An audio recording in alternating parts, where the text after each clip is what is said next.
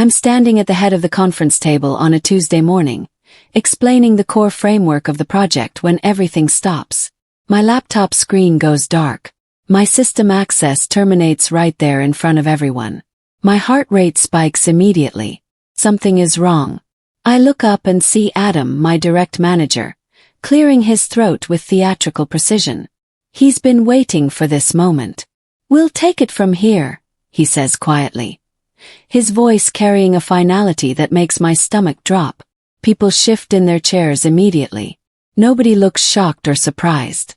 They look relieved. That's the moment everything becomes crystal clear. This wasn't an accident. This was choreographed. This was planned. Everyone in this room knew exactly what was about to happen. Everyone except me. I was the only one left outside the circle. I close my laptop slowly, carefully, deliberately, like I'm sealing something that will matter later. The meeting continues without me. I'm still sitting there physically, but I've already been erased from the narrative. They move on like I never existed. My hands are cold. My throat feels tight.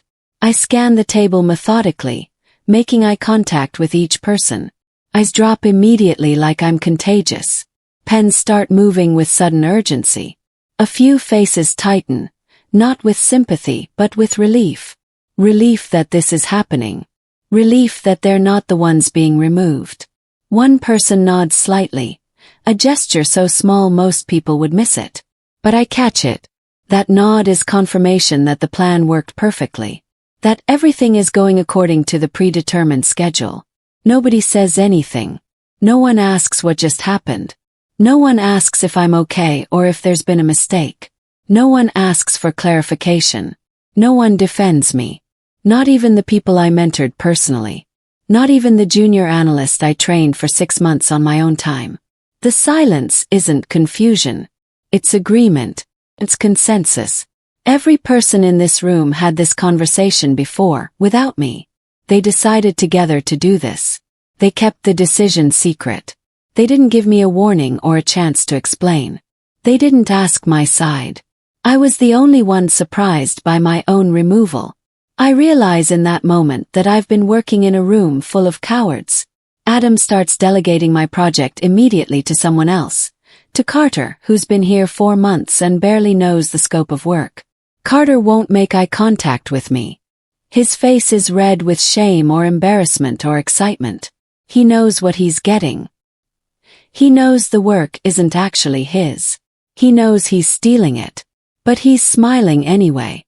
The hallway feels impossibly long as I leave the conference room, like it's stretching before me. My legs feel strange, disconnected from my body. My vision feels slightly blurred. I can hear voices from the conference room behind me, already moving forward without addressing what just happened. Someone trails behind me, pretending to read messages on their phone. I recognize the sound of their footsteps, but I don't turn around. I don't acknowledge them. Another person passes me going the opposite direction and murmurs, "Tough break," without slowing down, without stopping, without actually caring about my welfare. Nobody stops me. Nobody asks questions. Nobody wants to know my side of this story. They already have a narrative ready, a story they've rehearsed and perfected. And that story doesn't include my voice or my perspective. I don't stop walking. I don't cry even though I feel tears building behind my eyes. I don't scream or confront anyone in anger. I don't show anything on my face even though everything inside me is burning like fire. But I feel everything deeply. I feel the betrayal in my bones. I store the feeling carefully like evidence. It will matter later. I know it will matter. I just don't know how yet. My hands are shaking slightly as I reach my desk. I sit down slowly and stare at my monitor. My access to the project files is already being revoked. I can see the notification appear on screen in real time. They're moving fast. They're scared. They're terrified I'll cause problems. That night, around 7 p.m., a company-wide email lands in my inbox. The subject line reads, "Project Success, Team Recognition and Achievements." My hands shake as I open it. The project is being praised for innovation and strategic excellence beyond expectations. Leadership is being applauded for their vision and guidance. The team is being celebrated for exceeding all targets and delivering beyond the original scope. The email goes on for 3 full paragraphs describing the success. It includes statistics.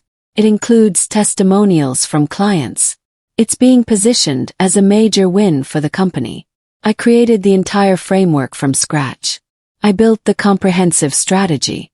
I ran every single meeting with precision. I stayed up until 2 a.m. and 3 a.m. fixing code and solving problems. I presented all the ideas to clients. I handled every difficult conversation. But my name is completely missing from this email. Not misspelled. Not shortened to initials. Not hidden somewhere in a long list. Removed. Deliberately deleted from existence. Completely erased. I read it 3 times slowly, checking each word carefully, looking for any mention of my contribution. Then I read it once more, even more slowly, hoping I missed something. That's when I stop reading the email and start opening my system records instead.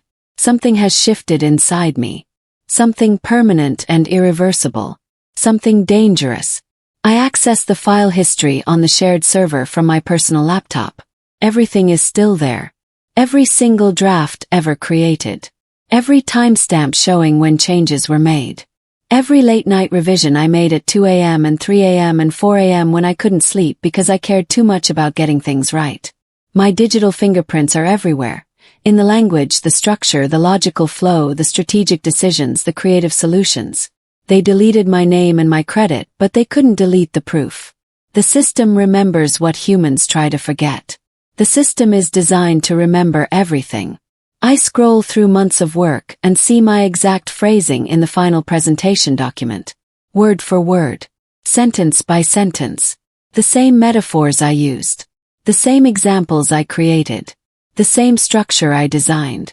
I open the document properties and see Adam listed as the author. But the creation date is from when I started the project. The edit history shows my username hundreds of times. I realize something important in that moment. People who steal ideas rarely understand how deeply systems remember everything. They think deleting a name erases the truth. They think removing credit removes evidence. But the truth lives in the metadata. The truth lives in the timestamps. The truth is immortal. The truth is written into the code itself. I don't reply to the email. I don't send an angry message to Adam asking what happened. I don't send an upset response to HR demanding explanation. I don't post anything on social media venting about the situation. I don't vent to colleagues in the break room.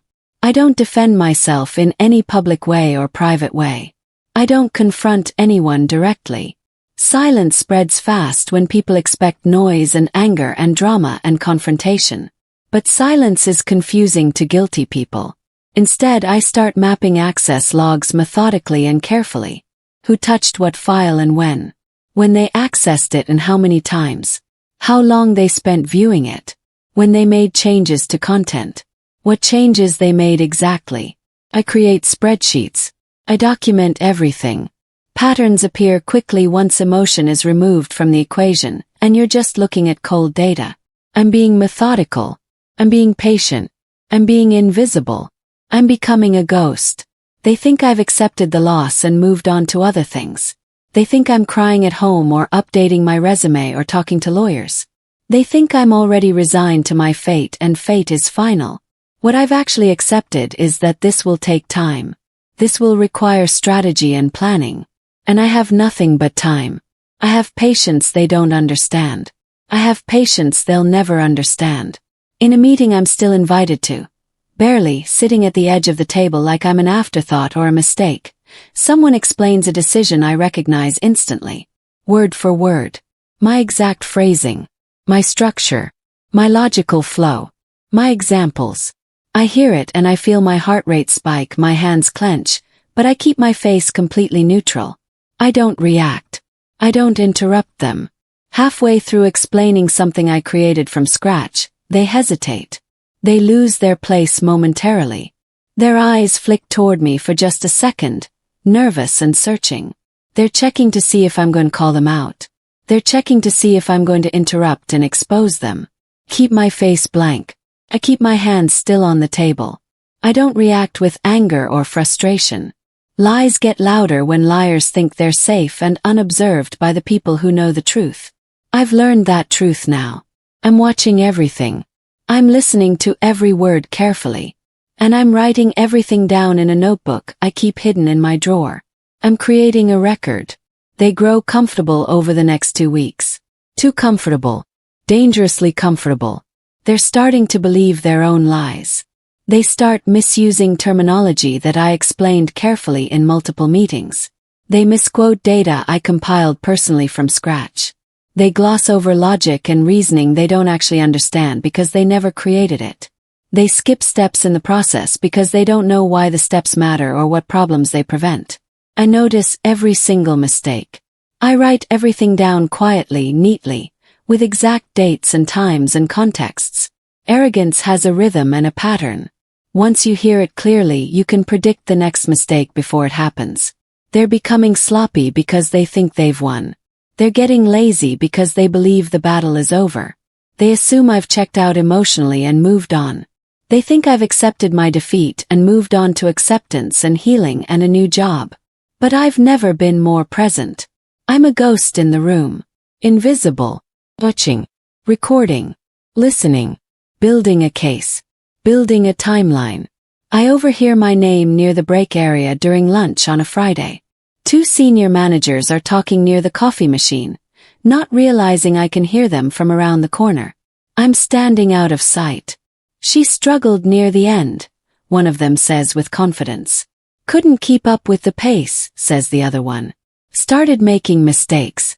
That's why we brought in Carter. He's much more capable. I feel my fists clench, my jaw tighten, my breathing change. But I don't interrupt. I don't confront them. I don't defend myself or correct them. I let the lie settle and spread naturally through the office like poison spreading through water. I let it grow. Lies accumulate weight when nobody challenges them. Weight creates pressure. Pressure eventually creates collapse. I walk away from the break area with my notes folded neatly in my pocket. Let them tell their story. Let them believe it. Let them spread it. I'm collecting evidence. I'm building a timeline. I'm creating a record that will speak louder than any defense I could offer. A calendar invite lands in my inbox by accident on a Tuesday morning. Internal review meeting. Closed session. Senior staff only. Attendance mandatory. My name is on the original distribution list, but manually crossed out with a strike-through line. Someone forgot to remove me from the invite before sending it out to everyone. See it. I see my name deleted with intention and a strike-through line through it. I don't respond to the invite. I don't ask questions about why I'm excluded. I don't send a confused email asking for clarification or context. I don't message Adam privately. I just show up anyway. I walk into that closed-door meeting at the exact scheduled time. When the doors open and I walk in, the conversation stops mid-sentence. Every head turns. Every eye stares. That's when I know this meeting matters more than I thought. This is where they're planning something important.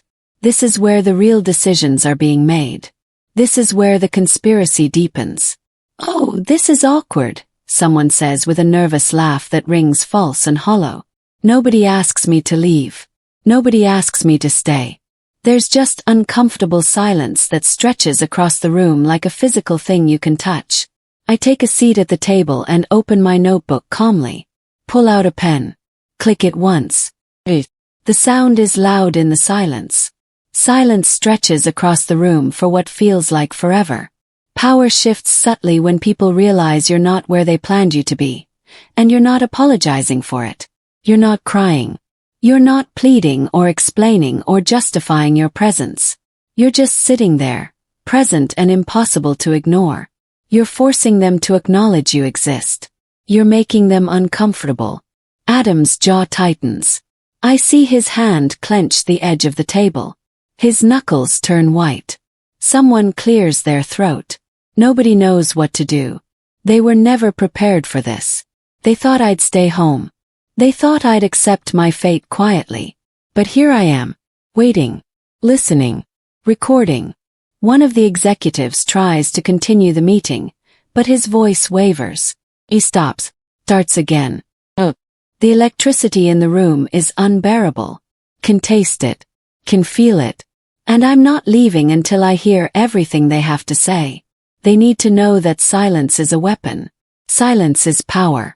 They reference a key strategic document by name and file number and date. I open the same one on my laptop screen without saying anything. I don't ask permission. I don't announce what I'm doing. The author listed in the document properties is Adam. But the timestamps are identical to mine from when I created it originally. The structure is identical to my original design. The examples are identical to my original examples. The specific metaphors I used are there exactly as I wrote them. The errors I remember fixing at 2:17 a.m. are still there in the final version where they shouldn't be. I glance up slowly. One person stiffens visibly in their chair. Another looks down too fast, their hands shaking slightly. Their faces give it away completely. I can see the panic rising in their chests. Their breathing changes. I turn my laptop screen slightly so they can see it. I don't say anything. I just let them see the timestamps. Let them see the proof. Let them see their names on the access logs accessing a document I created. The irony isn't lost on them. I close my laptop gently. Not yet. Timing matters more than anything right now. Timing is everything. Timing is power. The meeting ends abruptly. People shuffle out without making eye contact with me. One of them actually bumps into the doorframe trying to leave quickly. I'm still sitting, waiting, recording the silence. One face in that meeting gives everything away to me. A flicker of panic and fear. Swallowed breath. Eyes widening slightly before they catch themselves and try to regain composure. That single look answers every question I didn't ask out loud. That look confirms everything I've suspected. That look proves I was right. I feel oddly calm watching the fear spread across their face like a stain. When you stop guessing and start knowing the absolute truth, fear disappears from your own body. Fear is replaced by clarity. Clarity is replaced by power. Power is replaced by certainty. I leave the meeting without drama. Close my notebook slowly. I stand up. Push my chair back. Nobody stops me. Nobody says anything. They're too busy recalculating how much I know. They're trying to figure out what I'm going to do next. They're scared. As I walk past Adam, he flinches. Actually flinches. Like I might hit him. I don't. I just keep walking. My presence is enough. My silence is enough. I can hear someone whisper behind me. She knows. I know everything. And they're just beginning to understand what that means. Leadership starts asking questions days later. Quiet ones. Precise ones that probe too deeply into project details and decisions. Meetings get rescheduled when my name appears on the agenda.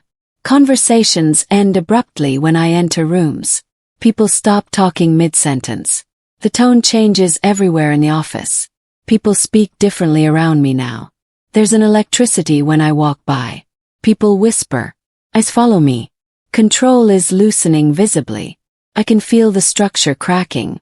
And when control loosens, people start protecting themselves instead of protecting the story. I've become dangerous simply by being quiet and observant. I've become a threat without saying anything. My silence is louder than any accusation. My presence is more threatening than any confrontation. On Friday, Adam calls in sick. First time in 3 years. I know he's not sick. He's scared. He's panicking. He's trying to figure out how to explain the unexplainable. By next week, 3 more people call in sick. The office is falling apart. People are ratting each other out to save themselves. I hear rumors.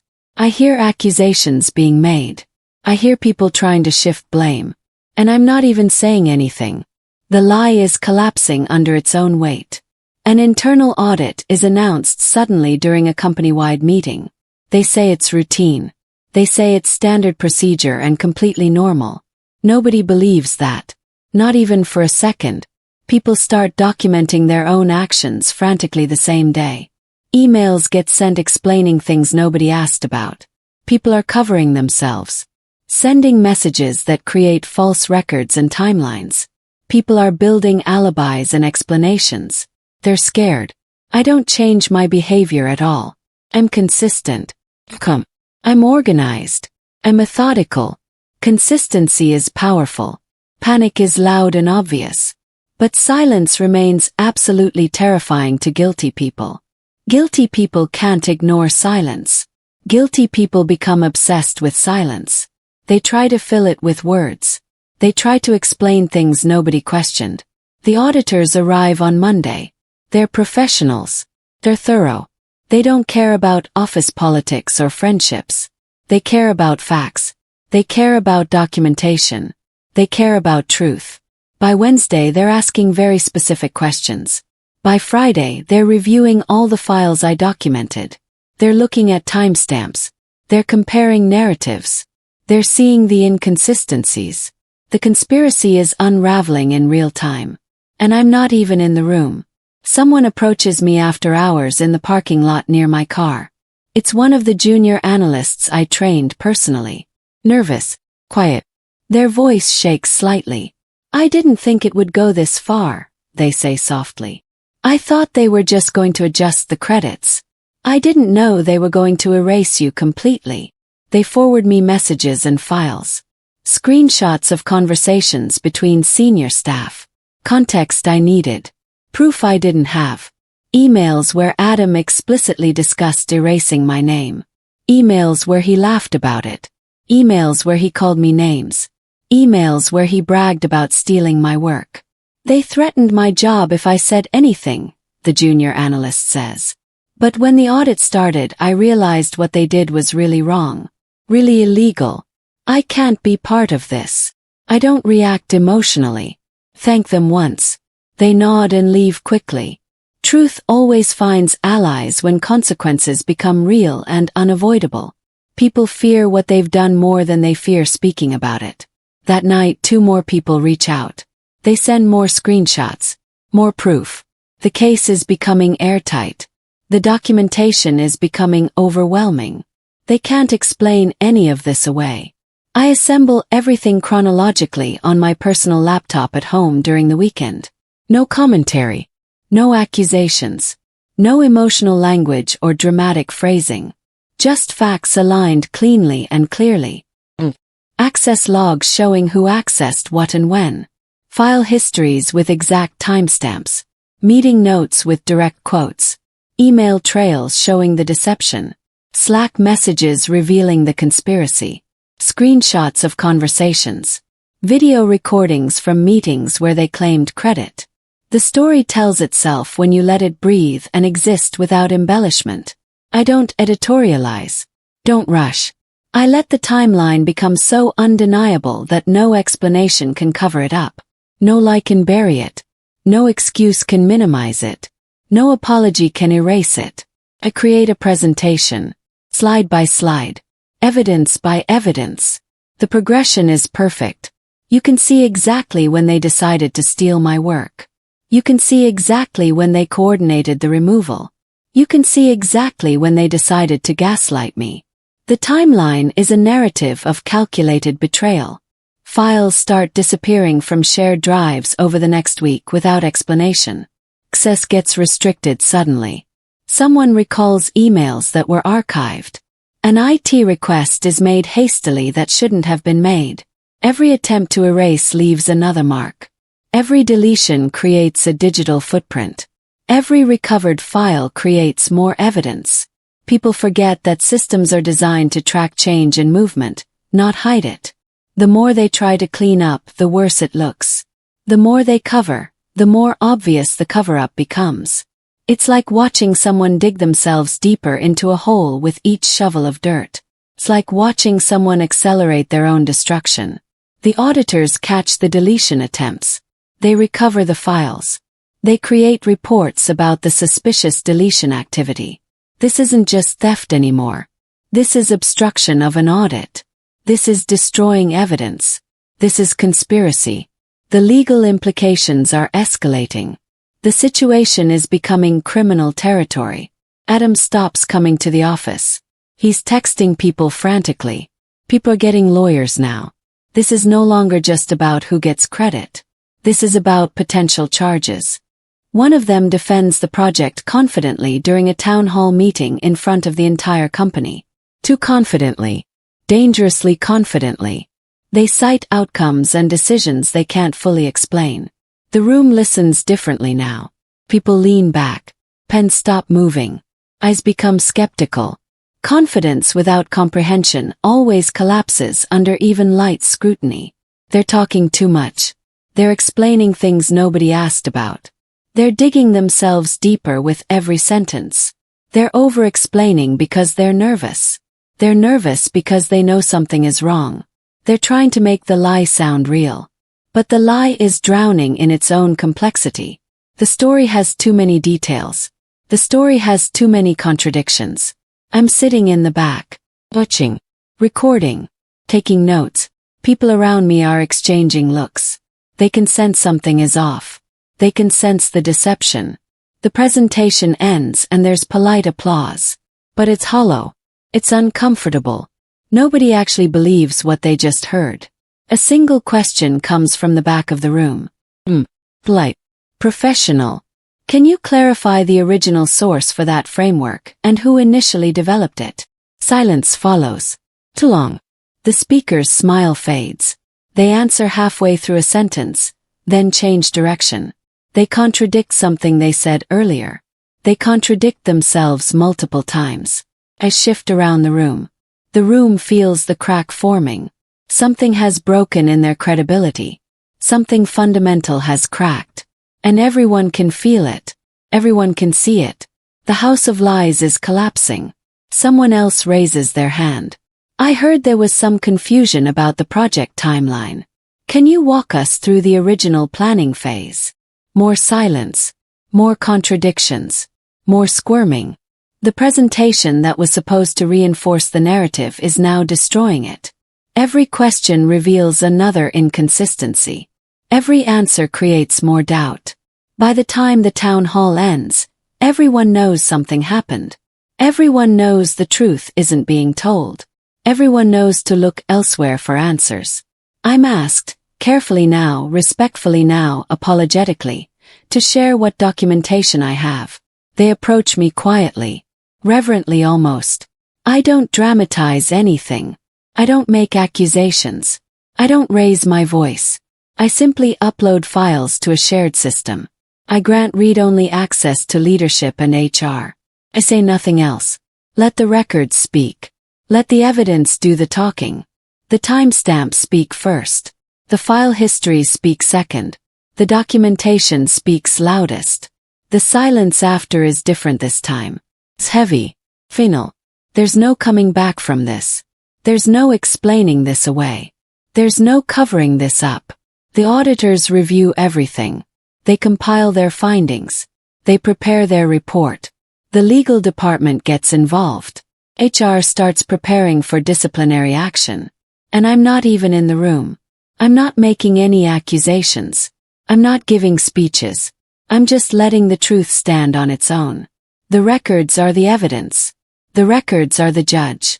The records are the jury. Everything that needed to be said has already been documented. Everything that needed to be proven has already been recorded. The story is over. The verdict is clear.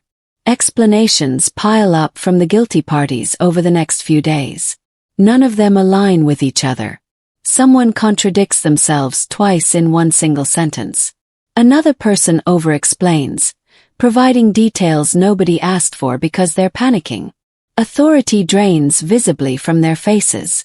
The room doesn't argue, it recalculates. People's loyalties shift. Alliances realign. Friendships become temporary. I sit quietly with my hands folded, watching certainty dissolve into liability and legal exposure. I watch them destroy themselves with their own lies. Carter, the junior manager who got my project, tries to claim he didn't know the work wasn't his. But his emails show he did know. He knew and he participated anyway.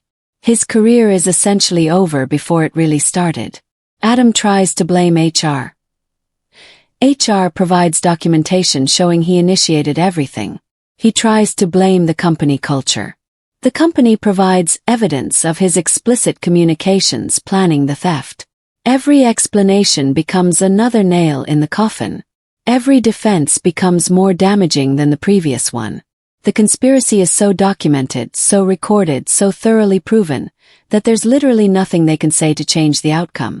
Changes are announced days later by HR and leadership. No names mentioned publicly. Everyone knows exactly who they're talking about anyway.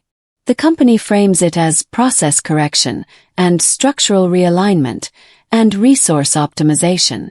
The people who once spoke over me now avoid eye contact in hallways. They take different routes to meetings to avoid passing my desk. Power doesn't shout when it wins. It rearranges quietly and methodically. Their offices are reassigned. Their titles change. Their authority evaporates. Their names are removed from projects. Their access is revoked. Their careers are damaged. Some resign. Some are terminated. Some are demoted to positions below mine. The company issues a public statement acknowledging the audit findings. They don't name individuals, but the implication is clear. The project's success is now attributed to the original team. My name appears in official documents. My credit is restored. My work is acknowledged. And the people who tried to bury me are now buried by the very system they tried to manipulate. Karma isn't real. But justice absolutely is. And justice tastes like vindication. I'm called into a small office by the chief operating officer on a Wednesday afternoon. No apologies are offered. No tears. No groveling. Just acknowledgement. You handled this professionally, someone says to me. I nod once. That's enough. I didn't need a public apology. I didn't need a formal letter of regret. I needed the truth to stand without me holding it up and defending it constantly. The truth stood on its own. The evidence spoke louder than any words. They offered me a promotion. They offered me a significant raise. They offered me a formal apology that I declined politely. I asked for one thing. My name back on every document I created. They agreed immediately. They offered me a choice. Stay at the company and lead the next strategic initiative, or take a generous severance and move on. I asked for time to think about it. But really, I already know what I want. I want to work somewhere my contributions are valued. I want to work somewhere my voice is heard. I want to work somewhere my ideas aren't stolen. Whether that's here or somewhere else, I'll decide based on what's best for me, not what's best for them. My power is in my choice. I leave the building that evening lighter than I expected to feel. The sun is setting. The sky is orange and purple and gold. I didn't argue when they pushed me aside. I let the records do it. I let the evidence do the fighting. I let the truth do the talking. Silence didn't weaken me, it protected me. It gave me power they couldn't see coming. It gave me strategy they couldn't understand. And as I step into the night air, I know something they'll never understand. This wasn't just survival. This was elevation. This was transformation. I walked out stronger than I walked in. I walked out with my integrity intact. I walked out with the truth on my side. And that's the real victory. That's the real power. That's everything that matters. That's freedom. The lesson I learned isn't about revenge or vindication. The lesson is about the power of patience. The power of silence. The power of documentation. The power of truth. When you let systems do the work, when you let evidence speak, when you let lies collapse under their own weight, you don't have to be the villain in the story. You get to be the survivor. You get to be the victor. You get to be the one who walked away with their head held high and their heart at peace.